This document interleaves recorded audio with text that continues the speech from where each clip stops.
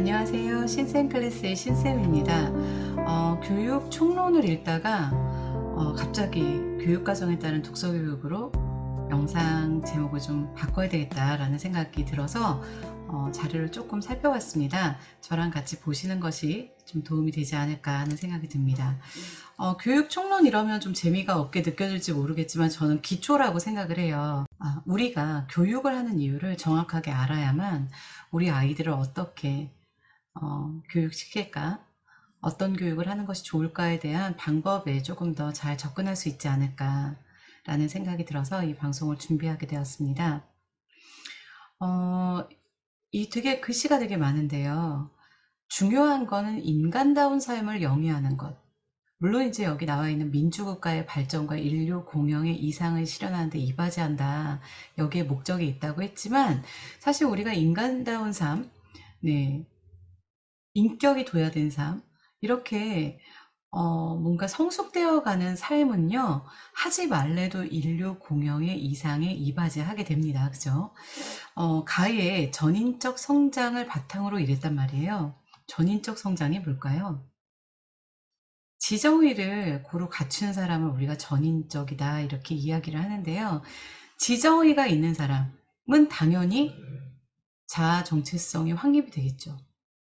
지식이, 마음이 자라고 의로운 사람들이 자기 자신에 대한 성찰이 없을 수가 없습니다. 그죠? 그래서 자아 정체성을 확립하고 자신의 진로와 삶을 개척해 나가는 자주적인 사람이 될 수밖에 없어요.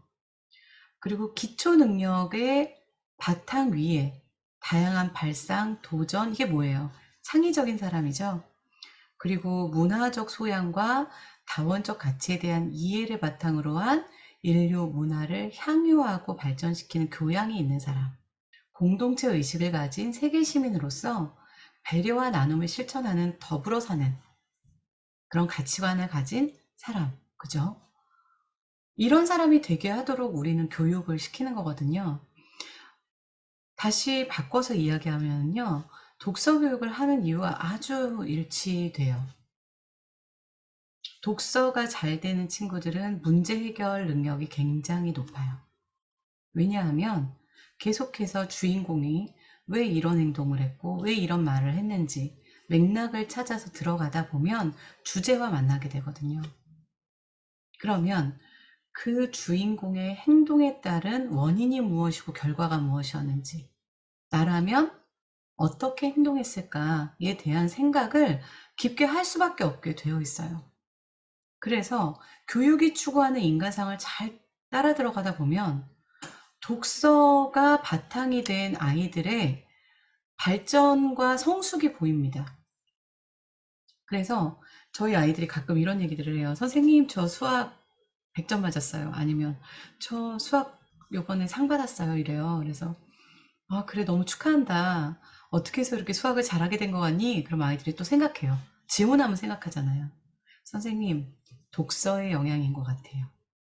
내가 어느 부분에서 잘못됐지? 이게 질문이거든요. 수없이 질문을 던져요. 독서를 할 때.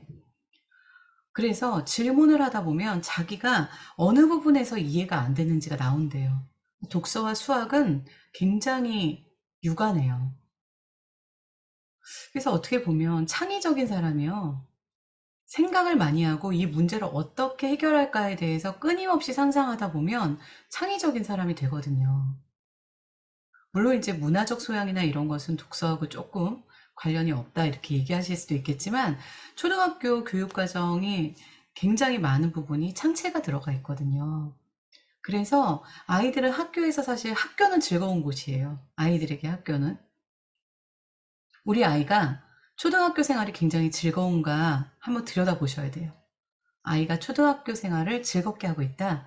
그러면 교육이 추구하는 인간상 중에 교양이 있는 사람에 많이 가까워졌다. 이렇게 생각하시면 될 것 같아요. 공동체 의식도 마찬가지거든요. 문제를 나 혼자만 풀어나갈 수가 없어요. 저희도 수업하다 보면 다중이 수업을 하게 되어 있거든요. 여기서 가장 중요한 게 뭘까요?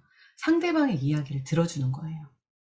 저 친구의 의견을 듣고 나의 의견을 이야기해요. 그런데 저 친구의 의견을 뭉개고 무시하고 이렇게 하는 게 아니에요. 아, 저 친구가 이렇게 얘기했는데요. 선생님, 저는 이런 것 같아요. 저는 이렇게 한번 써봤거든요. 제 의견은 이렇거든요. 라고 이야기를 합니다. 그래서 공동체 의식은요, 다중이 같이 공부하는 데 있어서 굉장히 기본이 된다라고 생각을 하시면 될 것 같습니다. 우리 교육 과정을 통해서 기르고자 하는 역량들을 잘 들여다보시면요, 내가 우리 아이를 어떻게 교육해야 되지? 또는 우리 아이가 지금 이렇게 되어가고 있나? 점검하실 수 있다. 저는 이렇게 생각을 해요. 자기 주도적으로 살아갈 수 있는 자기관리 역량, 굉장히 중요하죠. 아침에 아이들 깨워주시나요? 저는 아이들을 한 번도 깨워본 적이 없습니다. 스스로 일어나요. 자기 스케줄을 자기가 관리하도록 도와주셔야 돼요, 어머니께서. 늦게까지 놀고 그 다음날 늦게 일어나고, 이거는 전체적인 생활 패턴을 다 망가뜨리거든요. 우리 아이가 스스로 일어나는가? 기초예요. 한번 보실 필요가 있습니다. 그리고요, 우리는 다양한 정보의 바닷속에 살아요. 제가 미디어 리터러시 하나 올렸는데요. 다양한 영역과 다양한 분야의 지식과 정보를 우리가 통합하고 처리할 수 있어야 돼요. 왜 우리 얘기하잖아요. 통합하고 융합하고 활용하고 이런 것들이 다 가능해야 되거든요. 그러기 위해서 우리가 어렸을 때부터 이것은 어떠한 영역이고 이 영역에 있어서 새로 나오는 어떠한 지식을 분류함에 있어서 아이들이 스스로 나눴다, 붙였다 할 수 있어야 된다는 거예요. 그러다 보면 문제를 합리적으로 해결할 수 있다라는 것입니다. 그리고 창의 융합 사고는 그것과 연결이 또 돼요.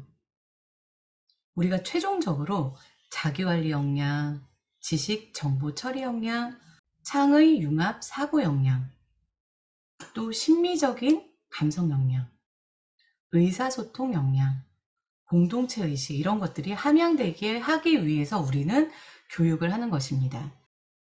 오늘은요, 초등학교 교육 목표 한번 같이 보려고 해요. 초등학교 시절에 몇 시에 일어나고 몇 시에 자고, 기본이죠. 숙제를 학교 다녀와서 했는지, 내가 해야 할 것들을 하고 놀고 있는지, 이런 것들이 점검이 다 돼야 돼요. 내가 이 시간에 무엇을 해야 되고 나머지 시간은 어떻게 계획할까, 이것이 초등학교 1학년부터 6학년까지 점진적으로 돼야죠. 또 학교 생활에서 아이들이 싸웠을 때 있죠. 아이들 간에 다툼이 있었을 때 이것을 어떻게 해결할 것이냐, 부모님과 이야기할 수 있어야 돼요. 부모님이 먼저 분노하시거나 감정적으로 휘둘리시면 아이들은 그것보다 더 자기 제어가 안 되기 때문에 문제가 생길 수 있거든요.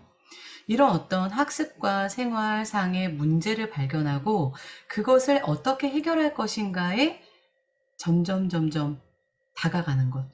이것이 초등학교 생활이란 말이죠. 또 다양한 문화활동 하잖아요. 학교 생활도 너무 재밌어요. 학교에서 하는 방과후도 재미있고요. 그 안에서 아이들과 더불어 같이 놀면서 즐거움을 느끼는 것, 행복을 느끼는 것, 선생님과의 신뢰관계를 통해서 자기 자신을 깨닫고 자긍심을 느끼는 것, 이런 것들이 초등학교 단위에서 이루어져야 되는 것이죠. 학교의 규칙과 질서를 바르게 이해하는 것 너무 중요해요.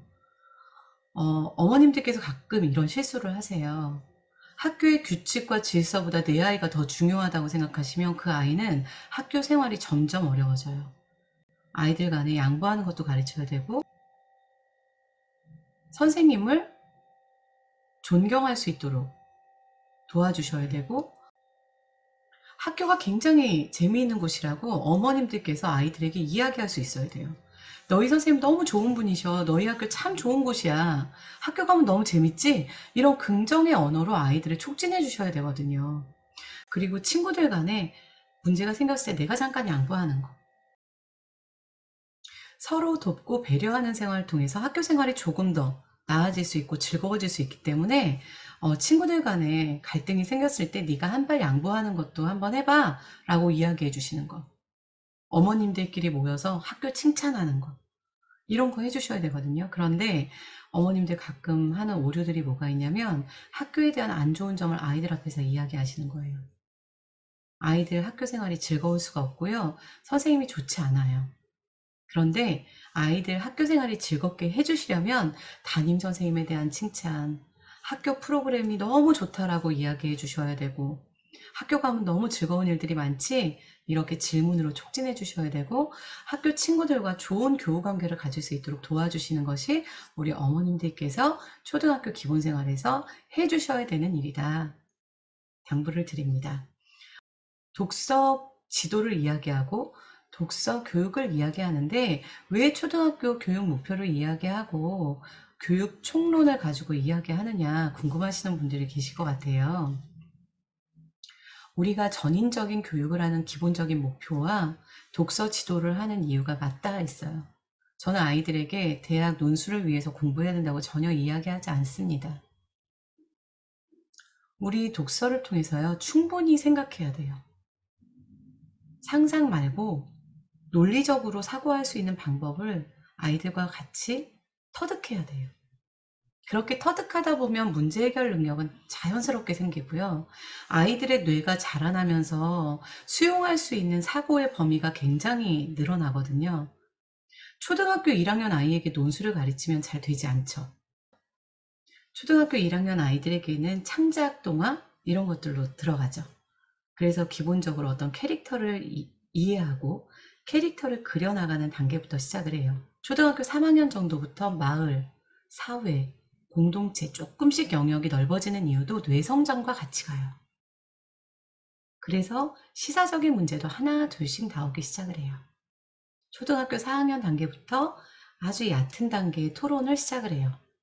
규칙과 질서를 포함한 자연과 생태계 가능하죠.